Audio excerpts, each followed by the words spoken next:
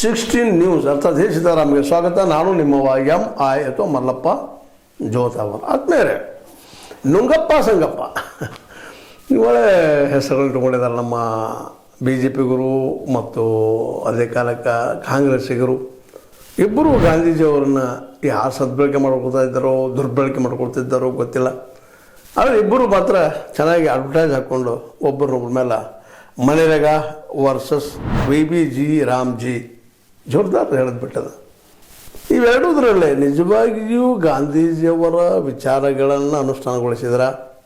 ಈಗ ನಮ್ಮ ಮೋದಿ ಸರ್ಕಾರ ಹಿಂದಿನ ಮನೆರೇಗಾ ಮೇಲೆ ಭ್ರಷ್ಟಾಚಾರದ ರೂವಾರಿ, ಭ್ರಷ್ಟಾಚಾರ ಅಲ್ಲಿ ಭಾಷ್ಟ ಆಗ್ತಾಯಿತ್ತು, ಅದು ತಡೆಸಲುವಾಗಿ ನಾವು ತರ್ತಾ ಇದ್ದೀವಿ ಅಂತ ಹೇಳ್ತಾ ಇದ್ದಾರೆ. ನಿಜವಾಗಿ ಇವರು ಭ್ರಷ್ಟಾಚಾರ ತಡೀತಾರ ಅದರಲ್ಲಿದು ಅನ್ನುವಂಥದ್ದು. ಕೆಲವು ಭ್ರಷ್ಟಾಚಾರ ಶಿಷ್ಟಾಚಾರಕ್ಕಾಗಿತ್ತ ಇದು ಮನೆರೇಗಾ ಅನ್ನುವಂಥದ್ದು. ಇಲ್ಲೇ 2-3 ಪಾಯಿಂಟ್ಗಳು ನಾವು ಚಿಂತನೆ ಮಾಡಬೇಕಾಗ್ತದೆ, ವಿಚಾರ ಮಾಡಬೇಕಾಗ್ತದೆ. ಮೊದಲದಾಗಿ ಕಾಂಗ್ರೆಸ್ಸಿಗರು ನಿಜವಾಗಿಯೂ ಗಾಂಧೀಜಿ ಬಯಸಿದಂಥ ಸ್ವರಾಜ್ಯ ಅಥವಾ ಗ್ರಾಮ ರಾಜ್ಯನ ತಂದ್ರ ಅನ್ನುವಂಥದ್ದು. ಯಾಕೆಂದರೆ ಇವತ್ತಿನ ಪರಿಸ್ಥಿತಿ ನೋಡಿದರೆ ಇವತ್ತು ಗ್ರಾಮ ರಾಜ್ಯಗಳಿರಲಿ ಅಥವಾ ಗ್ರಾಮ ಪಂಚಾಯತ್ಗಳಿರಲಿ, ತಾಲೂಕು ಪಂಚಾಯತ್ಗಳಿರಲಿ, ಜಿಲ್ಲಾ ಪಂಚಾಯತ್ಗಳಿರಲಿ, ಇವೆಲ್ಲ ಏನು ಬಿಚ್ಚಿ ನೋಡಿದಾಗ ಅಲ್ಲಿ ಏನಿಲ್ಲ, ಎಲ್ಲ ಕೈಗಳು ಅಲ್ಲಿ ಶಾಸಕರ ಕೈಯಾಗದಾವು. ಯಾವುದೇ ಪಂಚಾಯತಿಗೆ ಹೋದರೂ ಶಾಸಕರ ಹಿಡಿತ ಅವ್ರ ಮೇಲೆ ನಿಶ್ಚಿತವಾಗಿದಾವೆ. ಆ ಹಿಡಿತ ತಪ್ಪಿಸೋ ಸಲುವಾಗಿನ ಈ ಗ್ರಾಮ ಪಂಚಾಯತ್ ತಂದಿದ್ದು. ಆದರೆ ಇವತ್ತಿಲ್ಲ ಅದು ಒಂದು ಅಲ್ಲಿ ಆಯಾ ಶಾಸಕರು ಅದನ್ನು ಕಂಟ್ರೋಲ್ ಮಾಡ್ತಾ ಇರ್ತಾರೆ. ಹೀಗಾಗಿ ಗಾಂಧೀಜಿ ಬಯಸಿದಂಥ ಡಿಸೆಂಟ್ರಲ್ ಆಫ್ ದ ಪವರ್ ಇವತ್ತಿಲ್ಲ. ಎರಡನೇದು ಅವು ಆರ್ಥಿಕವಾಗಿ ಅವು ಸ್ವತಃ ಪ್ರಬಲ ಆಗಬೇಕು. ಸ್ವಂತ ತಮ್ಮ ದುಡಿಮೆಯಿಂದ ತಮ್ಮ ಗ್ರಾಮದ ಉಳಿತಾಯದಿಂದ ತಮ್ಮ ಗ್ರಾಮವನ್ನು ಅಭಿವೃದ್ಧಿ ಮಾಡಿಕೊಂಡು ಉಳಿದ ದುಡ್ಡನ್ನು ಕಳಿಸ್ಬೇಕಾಗಿತ್ತು ಮೇಲಕ್ಕೆ. ಅದು ಹಂಗಿಲ್ಲ. ಈಗ ಟ್ಯಾಕ್ಸ್ ಕಟ್ಟೋದು, ಕೇಂದ್ರಕ್ಕೋ ಅಥವಾ ರಾಜ್ಯ ಸರ್ಕಾರಕ್ಕೆ ಹೋಗೋದು, ಅವರಿಂದ ನಂತರ ಮತ್ತೊಂದು ಸರಪಣಿ ಮೂಲಕ ಕಳಿಸೋದು. ಹೀಗಾಗಿ ಭ್ರಷ್ಟಾಚಾರ ಯಾವುದೇ ಬಂದರೂ ಅದು ಮುಂದುವರೆದು ಹೊಂಟಿಬಿಟ್ಟದ. ಹೋಗಲಿ, ಇಷ್ಟೆಲ್ಲ ಭ್ರಷ್ಟಾಚಾರದ ಬಗ್ಗೆ ವಿರೋಧ ಮಾಡ್ತಾ ಇದ್ದಾರೆ. ಹೌದು, ಭ್ರಷ್ಟಾಚಾರ ಅಂತ ತಂದೀವಿ ಈ ಒಂದು ಏನೋ VBG ರಾಮ್ಜಿ ಅಂತೇಳಿ. ನಿಜವಾಗಿ ಅದು ಭ್ರಷ್ಟಾಚಾರ ತಡೀತದನ ಅನ್ನುವಂಥದ್ದು. ಈ ಎಲ್ಲ ಪ್ರಶ್ನೆಗಳ ನಡುಕ ನಾವು ಇವತ್ತು ಹೇಳಿದ್ವಲ್ಲ, ಕೇಂದ್ರ ಮತ್ತು ರಾಜ್ಯ ಸರ್ಕಾರಗಳ ಅಡಿಯಲ್ಲಿರಬಾರ್ದು. ಇದು ಸ್ವಂತ ತಮ್ಮ ಹಳ್ಳಿಗಳನ್ನು ಆರ್ಥಿಕವಾಗಿ ಸ್ವಾವಲಂಬನೆ ಮಾಡಿಕೊಳ್ಳೋದು, ಆಮೇಲೆ ರಾಜಕೀಯ ಪ್ರಜ್ಞೆ ಬೆಳೆಸ್ಕೊಳ್ಳೋದು ಉದ್ದೇಶ ಗಾಂಧೀಜಿ ಅವ್ರದ್ದಾಗಿತ್ತು. ಪ್ರತಿ ಗ್ರಾಮನೂ ಅಧಿಕಾರದ ಕೇಂದ್ರ ಆಗಬೇಕು, ಆರ್ಥಿಕ ಕೇಂದ್ರ ಆಗಬೇಕು ಅನ್ನೋ ದೊಡ್ಡ ಕನಸು ಅವ್ರದ್ದು. ಅದಕ್ಕಾಗಿ ಅವರು ರಾಮರಾಜ್ಯ, ಅಲ್ಲಿ ಇದ್ದಂಥ ಜನ ರಾಮರು, ಅವರಿಂದ ತಮ್ಮ ರಾಜ್ಯವನ್ನು ತಾವು ಆಳಬೇಕು ಅನ್ನುವಂಥದ್ದು. ಗ್ರಾಮ ರಾಜ್ಯ ಆಳಬೇಕು, ಅದು ಸ್ವರಾಜ್ಯ. ಸ್ವತಂತ್ರವಾದ ಮೀಡಿಯಾಗೆ ಬೇಕಾಗಿರುವುದು ಸ್ವತಂತ್ರ ಧ್ವನಿ.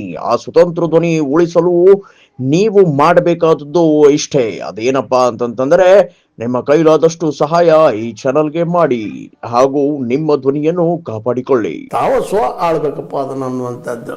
ಗಂಗಾಧರ, ನಮ್ಮ ಬಾಲಗಂಗಾಧರ ತಿಲಕರಂಥ ಸ್ವರಾಜ್ಯ ಇಡೀ ದೇಶದ್ದು. ಆದರೆ ಪ್ರತಿ ಹಳ್ಳಿನೂ ಸ್ವರಾಜ್ಯ ಆಗಬೇಕು, ಪ್ರತಿ ಹಳ್ಳಿನೂ ಗ್ರಾಮ ರಾಜ್ಯ ಆಗಬೇಕು. ಅವರು ದುಡಿದಿದ್ದು, ಅವರು ಗಳಿಸಿದ್ದನ್ನು ಅವರು ಉಪಯೋಗ ಮಾಡಬೇಕು ಅನ್ನುವಂಥ ಒಂದು ಬಹಳ ದೊಡ್ಡ ಊಹೆ ಅಂತ ನಾನು ಹೇಳ್ಬೇಕಾಗಿದೆ. ಅಂಥದ್ದು ಇಟ್ಕೊಂಡು ಗಾಂಧೀಜಿಯವರು ಅದನ್ನು ಪ್ರತಿಪಾದನೆ ಮಾಡಿದರು. ಆದರೆ ಕಾಂಗ್ರೆಸ್ಸಿಗೂ ಇವತ್ತಿಲ್ಲ, BJPಗರಂತ ನೋಡ್ರಿ ಇವತ್ತಲ್ಲಿ ಹೊಂಟಿದ್ದಾರೆ ರಾಮ್ಜಿ. ಇದು ಮತ್ತೆ ಕೇಂದ್ರಕ್ಕೆ ಈ ಒಂದು ಸೆಂಟ್ರಲೈಸ್ ಮಾಡುವಂಥ ಪ್ರಯತ್ನ ಇಲ್ಲದ ಅಂತೇಳಿ ಕಾಂಗ್ರೆಸ್ಸಿಗರು ಆರೋಪ ಮಾಡ್ತಾ ಇದ್ದಾರೆ. ಸರಿನೂ ಅನ್ನಿಸ್ತದ. ಯಾಕಂತಂದ್ರೆ ಎಲ್ಲ ಕೇಂದ್ರ ನಿರ್ಧಾರ ಮಾಡುವಂಥದ್ದು ಆಗಬಾರ್ದು. ಮತ್ತು ಈಗ ನೌಕರಿ ಕೊಡಿಸ್ದಾಗ ಏನೋ ಆವತ್ತು ಸೋನಿಯಾ ಗಾಂಧಿ ಅವರು ತೊಗೊಂಡು ಬಂದರು. ಸೋನಿಯಾ ಗಾಂಧಿ ಅವ್ರ ಸರ್ಕಾರ, UP ಸರ್ಕಾರ, ಇಟ್ ಮೀನ್ಸ್ ಮನಮೋಹನ್ ಸಿಂಗ್ರು ಅವರಿಂದ ನಮ್ಮ ರಾಜೀವ್ ಗಾಂಧಿ ಅವರಿಂದ ತೊಗೊಂಡ್ಬಂದರು. ಆದರೆ ಮೂಲ ಉದ್ದೇಶ, ಮೂಲ ಆಶಯ ಮಾತ್ರ ಅದು ಇವತ್ತಿಗೂ ಈಡೇರಿಲ್ಲ. ಮತ್ತು ನಾಳೆ BJPಗರು ಈಡೇರಿಸ್ತಾರೋ, ಗಾಂಧೀಜಿ ಕಂಡಂತಹ ಗ್ರಾಮ ರಾಜ್ಯನ ನಕ್ಕಿ ತರ್ತಾರೋ, ಭ್ರಷ್ಟಾಚಾರ ರಹಿತ ಆಡಳಿತ ಕೊಡ್ತಾರೋ, ಇವೆಲ್ಲ ನಾವು ಅಂದ್ಕೊಂಡ್ರೆ ಇಲ್ಲೂ ಸಾಧ್ಯ ಇಲ್ಲ. ಯಾಕಂತಂದ್ರೆ ಈಗಾಗಲೇ ಈ BJP ಏನಾಗ್ಯದಪ್ಪ ಅಂತಂದ್ರೆ, ಅಂದ್ರೆ ಸಂಗಪ್ಪನ ಸಂಘ ಏನಾಗ್ಯದ ಅಂತಂದ್ರೆ ಇವತ್ತು ಇನ್ನೊಂದು ಕಾಂಗ್ರೆಸ್ನ ರೂಪ ಆಗ್ಲಿಕ್ಕೆ ರೂಪಾಂತರ ಆಗಿ ಪರಿವರ್ತನೆ ಆಗ್ಯದ. ಇವತ್ತು ಭ್ರಷ್ಟಾಚಾರ ಇಡೀ ದೇಶ ತುಂಬ ನಿಂತಿಲ್ಲ. ಅಂದರೆ ಗ್ರಾಮ ಪಂಚಾಯತ್ ಗ್ರಾಮ ಭ್ರಷ್ಟಾಚಾರ ನಿಲ್ಲಿಸ್ತೀನಿ ಅನ್ನುವಂಥ ಕಾರಣಕ್ಕಾಗಿ ನಾವು ರಾಮ್ಜಿ ತರ್ತಾ ಇದ್ದೀವಿ ಅನ್ನುವಂಥ ಮಾತು ಹೇಳಿದರೆ ನಗಬೇಕು, ಅಳಬೇಕು ಅವ್ರಿಗೆ ಬಿಟ್ಟಂಥ ವಿಷಯ. ಯಾಕಂದ್ರೆ ಇಲ್ಲಿವರೆಗೆ ಇಡೀ ದೇಶ ತುಂಬ ಎಲ್ಲ ನೋಡಿದ್ವಿ ನಾವು. ಎಲ್ಲ ಆಡಳಿತಗಳು ಗೊತ್ತಿದ್ದಾವೆ, ಕೇಂದ್ರದಾಗಿರ್ಬೋದು, ರಾಜ್ಯದಾಗಿರ್ಬೋದು, ಜಿಲ್ಲೆದಾಗಿರ್ಬೋದು, ತಾಲೂಕದಾಗಿರ್ಬೋದು.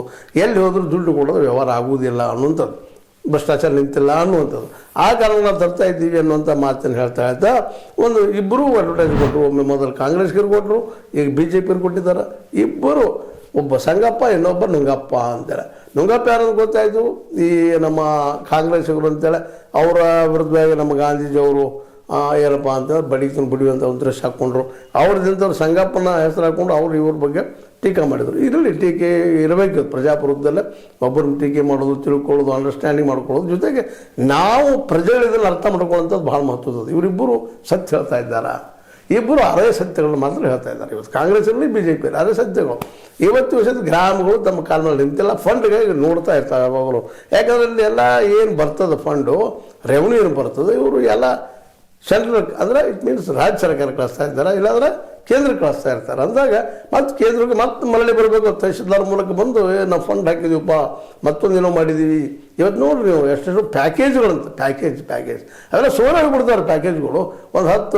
ಒಂದು ಕೋಟಿ ಪ್ಯಾಕೇಜ್, 1 ಲಕ್ಷ ಪ್ಯಾಕೇಜ್ ಹಾಕಿರಪ್ಪ, 1 ಲಕ್ಷದ ದುಡ್ಡು. ಅದರಲ್ಲಿ 50% 60% 70% ಕೆಲವೇ ನಡಿಗೆ ಅವ್ರು ತಿಂದು ಖುಲ್ಲಾ ಮಾಡಿಬಿಟ್ಟಿರ್ತಾರೆ ಇವು ಪ್ಯಾಕೇಜ್ಗಳು. ಅದಾಗದೆ ಗಾಂಧಿ ಬಯಸಿದ್ದೇನಿತ್ತಪ್ಪ ಅಂದ್ರೆ ಪ್ರತಿ ಹಳ್ಳಿನೂ ಅವ್ರ ಉತ್ಪಾದನೆ ಅಲ್ಲೇ ಮಾಡಬೇಕು, ಅಲ್ಲೇ ಎಣ್ಣೆ ತೆಗಿಬೇಕು, ಅಲ್ಲೇ ಬಟ್ಟೆ ತಯಾರು ಮಾಡ್ಕೋಬೇಕು, ಅವ್ರ ಬದುಕನ್ನು ಅವ್ರು ತಯಾರು ಮಾಡ್ಕೋಬೇಕು, ಮಾಡಿಕೊಂಡು ಅಲ್ಲಿ ತಮ್ಮ ಗ್ರಾಮಗಳನ್ನು ತಾವು ಉದ್ಧಾರ ಮಾಡಿಕೊಂಡು ತಮ್ಮ ಉದ್ಯೋಗ ಹೆಚ್ಚು ಮಾಡ್ಕೋಬೇಕು ಅನ್ನುವಂಥದ್ದು ಭಾಳ ಒಳ್ಳೆಯ ಒಂದು ವಿಚಾರ, ವಾಸ್ತವದ ವಿಚಾರ ಅದು. ಇಲ್ಲಿ ಗೃಹ ಕೈಗಾರಿಕೆ ಉಳಿತಾ ಇದ್ದು, ಸಣ್ಣ ಕೈಗಾರಿಕೆ ಉಳಿತಾ ಇದ್ದು, ಅದರ ಜೊತೆಗೆ ಕೃಷಿ ಆಧಾರಿತ ಉದ್ಯಮಗಳು ಉಳಿತಾ ಇದ್ದು. ಪ್ರತಿ ಹಳ್ಳಿನೂ ತನ್ನ ಕಾಲ ಮೇಲೆ ನಿಲ್ಲುವಂಥ ಇತ್ತು, ಪ್ರತಿ ಹಳ್ಳಿನೂ ತನ್ನ ಎಣ್ಣೆ ತಯಾರು ಮಾಡುವಂಥ ಕೇಂದ್ರ ಆಗ್ತಿತ್ತು, ಪ್ರತಿ ಹಳ್ಳಿನೂ ತನ್ನ ಬಟ್ಟೆಗಳನ್ನು ತಯಾರು ಮಾಡುವಂಥ ಕೇಂದ್ರ ಆಗ್ತಾ ಇತ್ತು. ಮುಖ್ಯ ಮನುಷ್ಯನಿಗೆ ಬೇಕಾಗಿದ್ದೇನು, ಎಣ್ಣೆ, ಆಹಾರ, ಬಟ್ಟೆ, ಮನೆ ಇವೆಲ್ಲ ತಯಾರಾಗ್ತಾಯಿದ್ವು. ಅಲ್ಲೇ ಮನೆ ಅಲ್ಲಿಂದ ಮಣ್ಣು ಅಲ್ಲಿಂದ ತೊಗೊಂಡು ಇಟ್ಟಂಗಿ ಮಾಡ್ಕೊಂಡು ಮಾಡಿ ಮನೆ ಕಟ್ಕೊಳ್ತಾ ಇದ್ರು. ಇದರಿಂದಾಗಿ ಪ್ರತಿ ಗ್ರಾಮವು ಸ್ವಾವಲಂಬಿ ಆಗ್ತಾಯಿತ್ತು. ಇವತ್ತು ಪರಾವಲಂಬಿ ಆಗ್ಯದ. ಇವತ್ತು ಎಲ್ಲರಿಗೂ ಕೇಂದ್ರ ಕಡೆ ನೋಡೋದು, ತಹಶೀಲ್ದಾರ್ ಕಡೆ ನೋಡೋದು, ಅದೇ ಕಾಲ DC ಕಡೆ ನೋಡೋದು, ಅದ್ರ ಮೇಲೆ ರಾಜ್ಯದ ಮುಖ್ಯಮಂತ್ರಿ ಕಡೆ ನೋಡೋದು, ಉಪಮುಖ್ಯಮಂತ್ರಿ ಕಡೆ ನೋಡೋದು, ಅಲ್ಲಿ ಮಿನಿಸ್ಟರ್ ಕಡೆ ನೋಡೋದು, ಉಸ್ತುವಾರಿ ಕಡೆ ನೋಡೋದು, ಶಾಸಕರು ನೋಡೋದು. ಈ ಪ್ರಸಂಗ ಇವತ್ತು ಇಬ್ಬರದ್ದು ಇದ್ದಾರೆ. ಇಬ್ಬರು ಅವರ ನುಂಗಪ್ಪಗಳು ಸಂಗಪ್ಪಗಳು.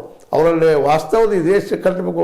ಅವರು ಸಾಕಷ್ಟು ರೈತರ ಬಗ್ಗೆ ಮಾತಾಡ್ತಾರೆ, ಇವರು ಮಾತಾಡ್ತಾರೆ. ಎದ್ದ ತಕ್ಷಣ ಬಡವರ ಬಗ್ಗೆ ಇಬ್ಬರು ಮಾತಾಡೋದು ನೋಡಿರಿ. ಇವತ್ತು ಬಡತನ ಇರಬಾರ್ದಾಯ್ತು ನಮ್ಮ ದೇಶದಲ್ಲಿ. ಎರಡೂ ಪಕ್ಷಗಳು ಮಾತಾಡೋದು ನೋಡಿದ್ರೆ ಇವತ್ತು ಬಡತನ ಎಲ್ಲಿ ಹೋಗ್ಯದ.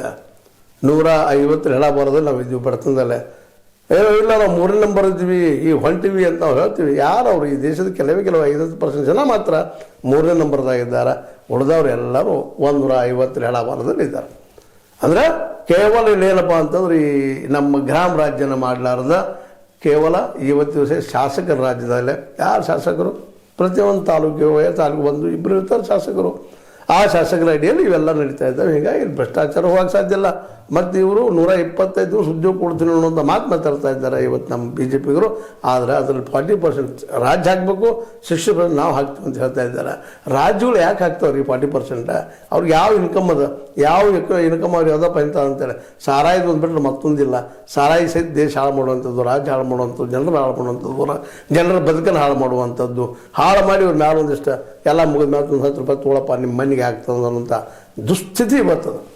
ಇಂಥ ಪ್ರಸಂಗ ಮನೆಗೆ ಆಗ್ತದೆ ಗೊತ್ತಾಗ್ತದೆ ನಿಮ್ಮ ಸಾವಿಗೆ ಎಷ್ಟು ಉಪಯೋಗ ಅಂತ. ಇದು ನಾವು ಕೊಡುವ ಇವರು 5 ಕಿಲೋ 10 ಕಿಲೋ ಅಕ್ಕಿ ಏನೋ ಕೊಡ್ತಾ ಇದ್ದಾರೆ, ಕೆಲವು ಗ್ಯಾರಂಟಿ ಕೊಡ್ತಾ ಇದ್ದಾರೆ. ನಮ್ಮ ದುಡ್ಡು ನಮ್ಮ ಬಟ್ ನಮ್ಮ ಕನ್ನ ಚುಚ್ಚೆ ಭಾಳ ಒಳ್ಳೆಯವರಪ್ಪ ಅನಿಸ್ಕೊಳ್ಳೋ ಪ್ರಯತ್ನ ಎರಡೂ ಮಾಡ್ತಾರೆ, ಇಬ್ಬರು ಮಾಡ್ತಾ ಇದ್ದಾರೆ.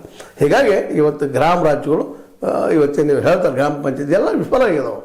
ಫಲ ಇಲ್ಲಲ್ಲೇ ಭ್ರಷ್ಟಾಚಾರದ ತಹಶೀಲ್ದಾರ್ ಆಫೀಸಾಗ ಏನೈತೆ ಎಲ್ಲ ಅಲ್ಲಿದಾವೆ. ಭ್ರಷ್ಟಾಚಾರದ ದುಡ್ಡು ಅಂತ ಅಷ್ಟೇ ಅಲ್ಲ, ಅದ್ರ ಜೊತೆ ಉತ್ಪನ್ನ ಏನಿಲ್ಲ. ಪ್ರತಿ ಹಳ್ಳಿಯಲ್ಲಿ ಎಲ್ಲರೂ ಕಬ್ಬು ಬೆಳೀತಾ ಇರ್ತಾರೆ. ಕಬ್ಬು ಬೆಳೆದ್ರೆ ಅದಕ್ಕೆ ಉಪಯೋಗ ಆಗೋದು ಒಂದು ಸಾರಾಯಿಗೆ, ಇನ್ನು ಶುಗರ್ ಹೋಗೋಕ್ಕೆ. ಉಳಿದ ಬೆಳೆಗಳೆಲ್ಲ ಇಲ್ಲ ಆಗಿಸ್ತಾ ಹೋಗ್ತಾ ಇದ್ದಾವೆ. ಕಬ್ಬಿಗೂ ಏನು ಲಾಭ ಇಲ್ಲ ಹೇಳ್ತಾರೆ, ಕಮರ್ಷಿಯಲ್ ಕ್ರಾಪ್ ಅಂತ ಹೇಳ್ತಾರೆ. ಏನಿಲ್ಲ ಆಗೋದ್ರಿ. 1 ಟನ್ ನೀವು ಬೆಳೆದ್ರಪ್ಪ ಅಂತ ಬೆಳೆದ್ರಪ್ಪ ಅಂತ ಕಬ್ಬಿಗೆ ಕೊಡ್ತಾರೆ 3,300 ರೂಪಾಯಿ. ಅದು ಖರ್ಚು ಬರ್ತದೆ 4,500. ಉಳಿದ ಬೆಳೆಗಳು ಇದೀವಿ ಕೆಟ್ಟ ಪರಿಸ್ಥಿತಿ ಅದು. ಅದೇನೋ ಇರಲಿ, ಇಬ್ಬರು ನಾಟಕ ಮಾಡ್ತಾ ಇದ್ದಾರೆ BJPಗರು ಮತ್ತು ಕಾಂಗ್ರೆಸ್ಗರು. ಗಾಂಧೀಜಿಯವ್ರನ್ನ ಒಬ್ಬರು ದೈಹಿಕವಾಗಿ ಕೊಂದರು, ಇಬ್ಬರು ಇವತ್ತು ವೈಚಾರಿಕವಾಗಿ ಕೊಲ್ತಾ ಇದ್ದಾರೆ ಕಾಂಗ್ರೆಸ್ಗರು. ಅವರು ಕಾಂಗ್ರೆಸ್ಸಿಗರು ಸಹಿತ ಗೊತ್ತಿತ್ತು ಗಾಂಧಿಯವ್ರನ್ನ ಕೊಲ್ಲು ಮೊದಲು ರಿಪೋರ್ಟ್ ಇದ್ದು ಸಹಿತ ಆವತ್ತಿನ ನಮ್ಮ ಪಟೇಲರಾಗಿರ್ಬೋದು, ನೆಹರು ಅವರಾಗಿರ್ಬೋದು ಆಸಕ್ತಿ ವಹಿಸಲಿಲ್ಲ, ಕಾಳಜಿ ವಹಿಸಲಿಲ್ಲ. ಹೀಗಾಗಿ ಅರ್ಥವ್ಯವಸ್ಥೆಗೆ ಏನೋ ಒಂದು ಏನಪ್ಪ ಸುತಾಂತರ ಅಂತ ಗಾಂಧೀಜಿಯವ್ರ ಕನಸು ಹಾಗೆ ಉಳಿದೋಗ್ಬಿಡ್ತು. ಇವತ್ತು ಕನಸು ಅದಾವೆ. ಹಾಗೆ ಹೇಳ್ಬೋದು ಹೋಗೋದು. ಅವ್ರ ಹೆಸರು ಮೇಲೆ ಎರಡೂ ಪಕ್ಷಗಳು ತಮ್ಮ ರಾಜಕೀಯ ಬೇಳೆ ಬೇಯಿಸ್ಕೊಳ್ತಾ ಇದ್ದಾರೆ. ನಮ್ಮಲ್ಲೆಲ್ಲ ಹೇಳ್ತಾರಲ್ಲ ಗಾಂಧಿ ಮಾತು, ಹೆಣದ ಮೇಲೆ ತೆನಿ ಸುಟ್ಟು ತಿನ್ನೋರು ಅಂತಿವರು. ಇಂಥವ್ರು ಇವತ್ತು ಅಡ್ವರ್ಟೈಸ್ ಕೊಡ್ಕೊಂಡು ಒಬ್ಬರಿಗೊಬ್ಬರು ಟೀಕೆ ಮಾಡ್ತಾ ಇದ್ದಾರೆ. ಇದೆಷ್ಟು ಮೇಲೆ ಸರಿ? ಮತದಾರ ಯೋಚನೆ ಮಾಡಬೇಕು. ಯಾಕಂದ್ರೆ ಈ ವ್ಯವಸ್ಥೆ ಬಂದ್ ಮಾಡೋರು ಮತದಾರ ಎಚ್ಚರ ಕೊಡಬೇಕು. ಯಾವಾಗ ಎಚ್ಚರ ಕೊಡ್ತಾರೋ ಗೊತ್ತಿಲ್ಲ ಅಂತ ಹೇಳ್ತಾ ಇದು ನಿಮ್ಮ ಲೈಕ್ ಆಗಿರ್ಬೋದು. ಲೈಕ್ ಮಾಡಿ, ಶೇರ್ ಮಾಡಿ, ಕಮೆಂಟ್ ಮಾಡಿ, ಜೊತೆ ಸಬ್ಸ್ಕ್ರೈಬ್. S16 ನ್ಯೂಸ್ ಅರ್ಥ ತಿಳಿಸಿದ್ದಾರೆ. ಇದು ಸತ್ಯ ಕೈಗೊಂಡೆ ವಂದನೆಗಳು.